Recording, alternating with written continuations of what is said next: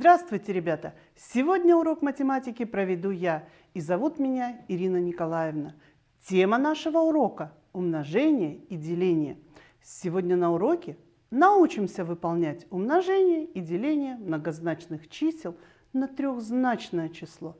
Закрепим навык письменного умножения и деления многозначных чисел на трехзначное число и сможем применить свои знания в повседневной жизни. Наш урок будет похож на сказку. Нам без знаний никуда. Взяв с собой тетрадь, учебник, ручку и подсказку, отправляемся туда. Итак, готовы вы отправиться в сказку? Сказка начинается. Жил-был Иван-царевич, и была у него невеста Елена Прекрасная. Однажды гуляли они в роще. Вдруг налетел ветер и унес Елену Прекрасную. Опечалился Иван-царевич, залился горючими слезами, а березка над ним шелестит. «Не плачь, добрый молодец, найдешь ты свою невесту у Кощея Бессмертного в невиданной стране.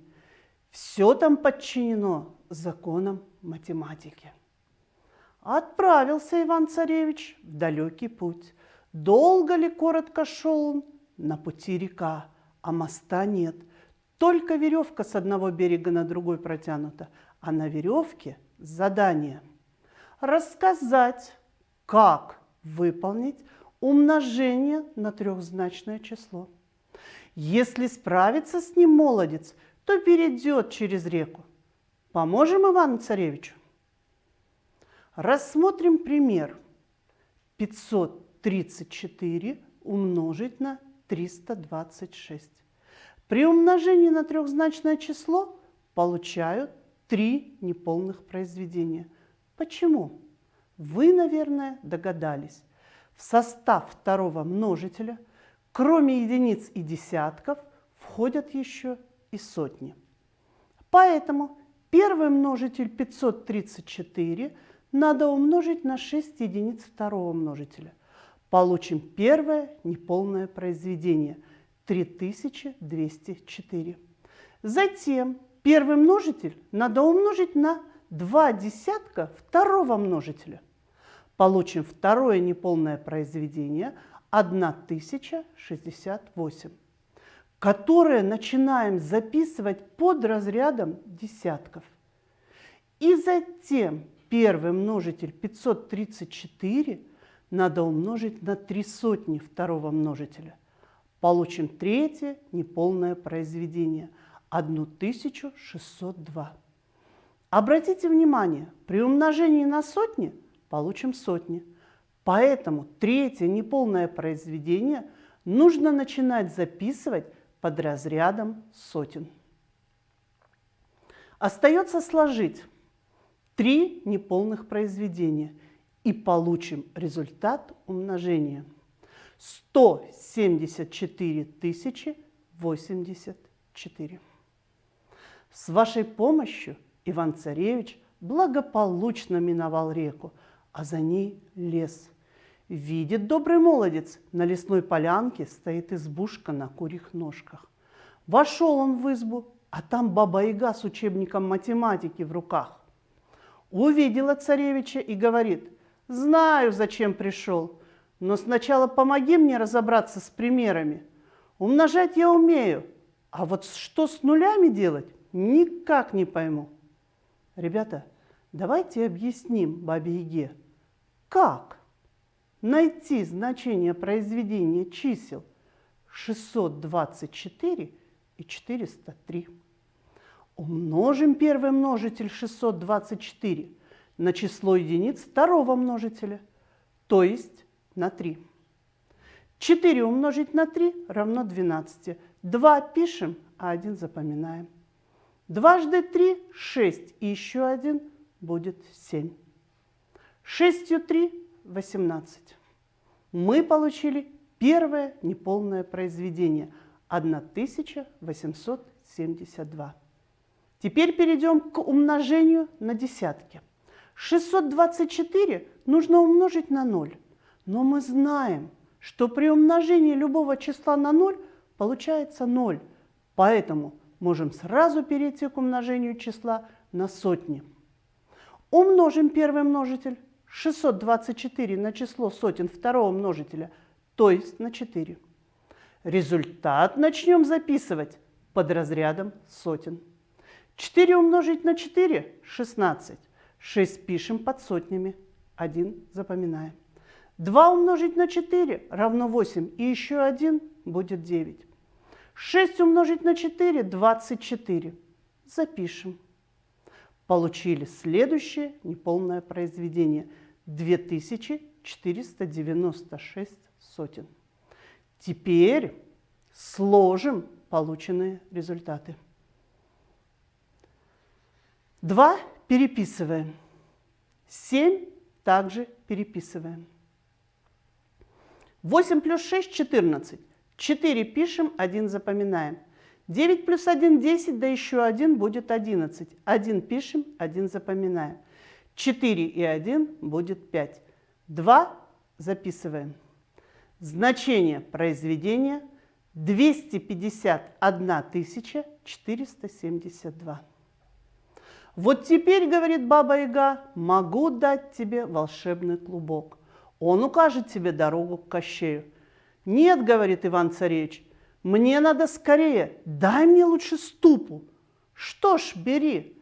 Да только работает она на математическом ускорителе. Если расскажете, как найти частное чисел, то сможешь взлететь. Первое неполное делимое – это 1852. Значит, в записи частного будут 3 цифры. Разделим 1852 на 343. Чтобы легче было найти цифру частного, разделим 1852 не на 343, а на 300. Для этого 1852 разделим на 100, затем на 3. Получается 6. Это пробная цифра. Ее нельзя сразу записывать в частном, а сначала надо проверить, подходит ли цифра 6. Выполним проверку. 2058 больше, чем 1852. Значит, 6 не подходит. В частном будет меньше число, чем 6. Проверим, подойдет ли 5. Получили остаток 137 меньше 343. Значит, цифра 5 подходит. Ее можно записать в частном вместо разряда сотен.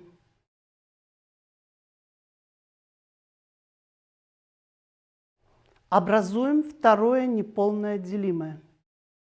1372 десятка. Разделим на 343. Чтобы легче было найти цифру частного, разделим 1372 не на 343, а на 300. Для этого 1372 разделим на 100, затем на 3. Получается 4. Это пробная цифра. Ее нельзя сразу записывать в частном, а сначала надо проверить, подходит ли цифра. Выполним проверку. 343 умножить на 4 – 1372. Остатка нет. Значит, цифра 4 подходит. Ее можно записать в частном вместо разряда десятков. Образуем следующее неполное делимое – 0. Мы знаем, что при делении нуля на любое число будет 0. Запишем вместо разряда единиц в частном 0 и на этом деление закончим. Значит, значение частного равно 540. Поблагодарил Иван-Царевич Бабу-Ягу, сел в ступу и через полминуты приземлился около огромного камня, который лежал на развилке дорог. Если быстро решить задание, то камень повернется и освободит дорогу. Рассмотрим еще один случай умножения. 214 умножить на 470. Умножение записано так, потому что 470 – это 47 умножить на 10. Можно 214 сначала умножить на 47, а затем на 10. Умножим число 214 на двузначное число 47. А на 0 пока внимания обращать не будем. 4 умножим на 7 – 28. 8 пишем, 2 запоминаем. 1 умножить на 7 – 7, и еще 2 будет 9. 2 умножить на 7 – 14. Мы получили первое неполное произведение – 1498. Умножим первый множитель 214 на число десятков второго множителя 4. 4 умножить на 4 – 16. 6 пишем, 1 запоминаем. 1 умножаем на 4 – 4, и еще 1 будет 5. Дважды 4 – 8, записываем 8. Мы получили второе неполное произведение – 856 десятков. Вы помните, что при умножении на десятки результат нужно начинать записывать под десятками. Теперь сложим два неполных произведения. 8 переписываем. 9 плюс 6 равно 15, 5 пишем, 1 запоминаем. 4 плюс 5 – 9, и еще 1 будет 10. 0 пишем, 1 запоминаем. 1 плюс 8 – 9, и еще 1 будет 10. Запишем. Мы получили число 10058. Теперь это число умножим на 10, то есть припишем 0. Получили ответ 100 580. Пришел Иван-царевич в царство Кощеева и вошел во дворец. А там вот уже Кощей поджидает и говорит Ивану так ласково: «За невестой пришел добрый молодец. Давай мирно договоримся. Задам я тебе всего одно задание. Решишь – забирай Елену прекрасную, а не решишь – голова с плеч». Делать нечего, согласился Иван. Говорит Кощей: раздели 424 320 на 624. Первое неполное делимое – это 4243. Значит, в записи частного будет 3 цифры. Разделим 4243 на 624. Чтобы легче было найти цифру частного, разделим не на 624, а на 600. То есть 4243 разделим на 100, затем на 6. Будет 6. Это пробная цифра. Ее нельзя сразу записывать в частном, а сначала надо проверить, подходит ли цифра 6.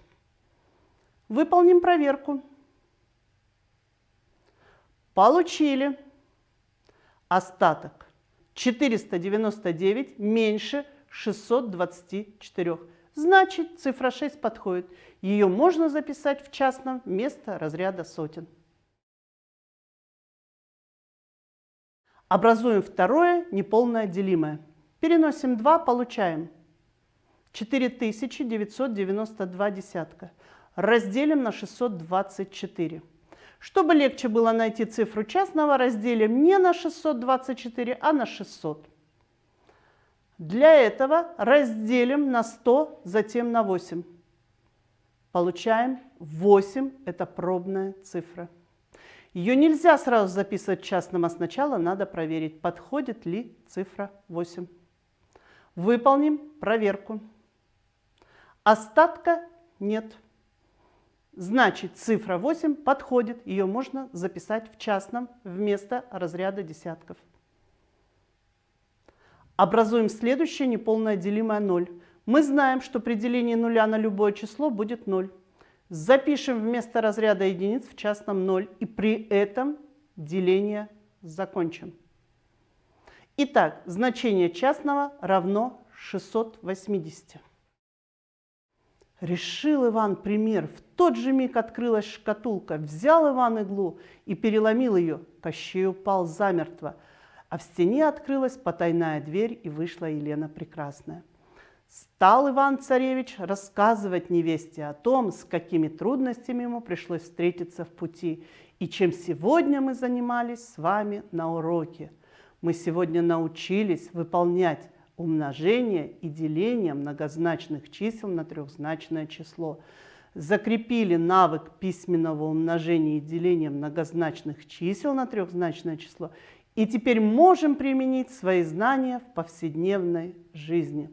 Похвалила его Елена Прекрасная, и отправились они домой. А вам за помощь спасибо.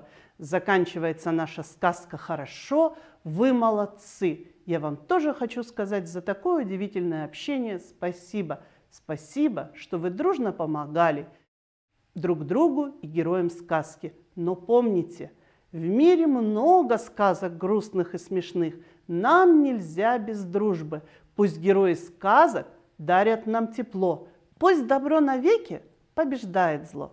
На этом, ребята, наш урок закончен. Спасибо вам. До свидания. До новых встреч.